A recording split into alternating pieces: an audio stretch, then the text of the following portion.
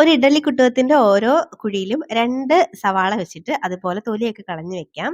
ഇനി ഒരു കുഴിയില് ഒരു 3, 4 പച്ചമുളക് കൂടെ വെച്ച് അടച്ചു വെച്ചിട്ട് ഒന്ന് വേവിച്ചെടുക്കണം ഒരു 15 മിനിറ്റ്. ആ ഒരു സമയം കൊണ്ട് ഒരു പാനിലോട്ട് കുറച്ച് കടുകും ഉലുവയും കൂടെ ചേർത്ത് ഒന്ന് പൊട്ടിച്ച് ഒന്ന് മൂപ്പിച്ചെടുക്കാം. ഇനി അതും അങ്ങോട്ട് മാറ്റി വെക്കാം. വെന്ത് വന്ന നമ്മുടെ ആ സവാളയും പച്ചമുളകും എല്ലാം കൂടെ ഒരു മിക്സിയുടെ ജാറിലോട്ട് അങ്ങോട്ട് ചേർത്ത് കൊടുക്കണം. ഇനി അതിലേക്ക് നമ്മൾ നേരത്തെ വറുത്ത് വെച്ചേക്കുന്ന കടുകും ഉലുവയും കൂടെ ചേർത്ത് നന്നായിട്ട് അരച്ചെടുത്ത് കൊണ്ടുവരുന്നതാണ് ഇതുപോലെ. ഇനി ഒരു പാൻ ഒന്ന് അടുപ്പത്തേക്ക് വെച്ചിട്ട് അതിലേക്ക് എണ്ണ ചേർത്ത് കൊടുത്തിട്ട് നന്നായിട്ട് ഒന്നങ്ങ് മിക്സാക്കി എടുക്കാം. ഇതുപോലെ ഒന്ന് മിക്സാക്കി എടുത്തിട്ട് ഇനി അതിലേക്ക് ഒരു 1.5 ടീസ്പൂണോളം മുളക് പൊടി ചേർത്ത് കൊടുക്കുന്നുണ്ട്.